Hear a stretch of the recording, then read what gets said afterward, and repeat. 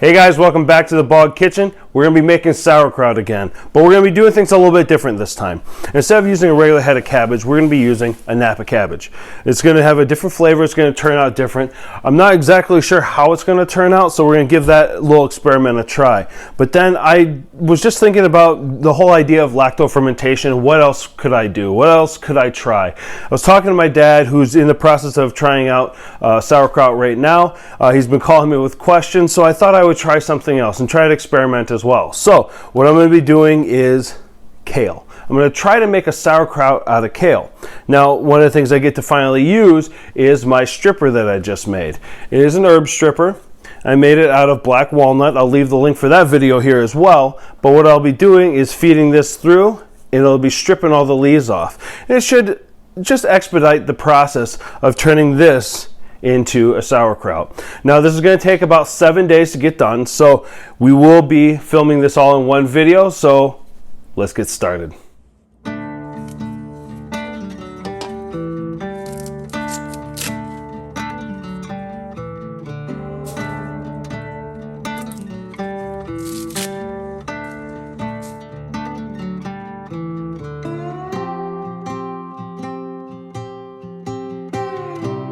All of the equipment and ingredients necessary for this are pretty simple. You're just going to need the cabbage, salt, a jar to put everything in, a silicone burping lid, and the ring to secure the burping lid on top of the jar.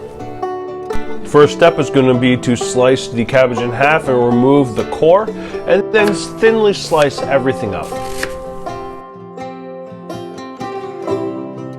For the next couple steps, having a larger stock pot to put the cabbage into makes it a little bit easier so you make less of a mess. So you're going to add everything in here, then you're going to add salt. I add, for one large head of cabbage, about 2 tablespoons of salt, maybe just under.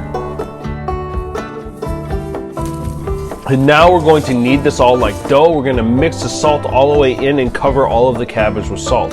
What this is going to do is help pull the moisture. The salt's going to pull the moisture from the cabbage and create a brine for you. Now, this is where I differ from a lot of the other methods. I actually will only knead it for about a minute, minute and a half, and then I let it sit for about 10 minutes. I give it time to draw all that liquid out. And then I continue this process about every 10 to 15 minutes over the course of about an hour. You'll know when it's ready when you pick up the cabbage itself and it is just dripping with liquid. Now I'm going to be using a half-gallon wide mouth jar for this, and it works great because it fits about 1 head of cabbage. Now whatever brine is left, you're going to add to the top of your cabbage, and you're going to push everything down and just top it off. Then you're going to put a piece of cabbage or kale or something like that on top to just kind of keep all the loose ends down. And then I use this glass weight. The glass weight is used because it doesn't react to the fermentation process. This is going to hold everything down and keep it below the liquid level. The last step is going to be putting on this wide mouth silicone burping lid and securing it on with the metal ring. Everything for the ingredient list for the kale is going to be the exact same, except you're switching out the cabbage for kale. The herb stripper did a fantastic job of stripping all the foliage from the stems, but we still have to slice it up to more manageable pieces. So we're going to slice all of this up and add it to that same stock pot we used for the other sauerkraut.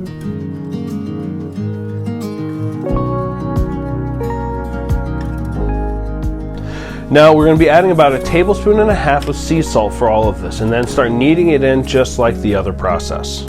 This is turning out to be a little bit different. It's not getting completely saturated and soaked with liquid, it's only like gently perspiring. Now it's been about an hour, and I think this is about the best that we're going to be able to do, so I'm going to take this and pack this into a wide mouth 32-ounce jar. Now this process, unlike the cabbage, did not create enough brine, so what I've done is I've added enough water to the top of it just to cover the kale itself.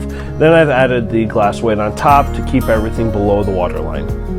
Now here comes the important part. Now you're going to put this on the counter for about 7 days, and what I end up doing is putting it into a storage container or a Tupperware container, so as it ferments it releases gas and a buildup of the gas inside of the jar.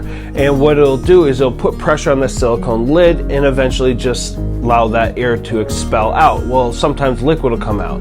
or it'll continue to release liquid from the cabbage itself, reach to a certain level and start spilling out over the top. So that's what the container is for. And the tea towel is just one, to keep the light out, two, to make sure you don't have any excess spillage. Now the best part about this is you'll know the process is working, that as you pass by this jar, wherever you have it, you're going to smell the fermentation process. Now it's all done. It's been 7 days. So what we're going to do is we're going to remove the weight and any sort of packing agent that we have holding everything down. Now this is ready to eat as it is, but we do want to stop the process. We do want to continue to ferment. So I bought these plastic lids. It makes it a little bit easier. I put this right on top and I'll store this in the refrigerator.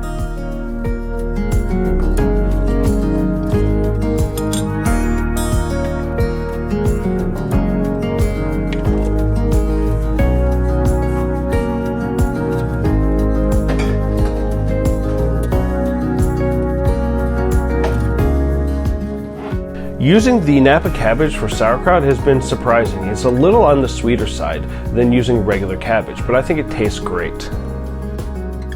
Now as for the kale, it's turned out to be a little on the tart side. It still tastes great, but it is not a standalone piece. It is an additive. So I like, and I tried this out, I added the kale itself to the Napa cabbage when I put it on a brat, and it added a nice little complexity to the flavor. It added the sweetness from the Napa and the tartness from the kale, and turned out really good with the beer brats. Alright guys, and that's it. If you're ever looking at trying to get into doing lactofermentation, this is a great way to start. It takes a little bit longer, but it's a really easy method. It really is foolproof. And you can start to experiment once you get used to knowing how to do it. And you can really expand and start fermenting anything you'd like. If you have any questions, please leave them in the description or in the comment section below. We'll answer any questions you have, or if you have any suggestions, we're open to them. Thanks guys for watching, and we'll see you soon.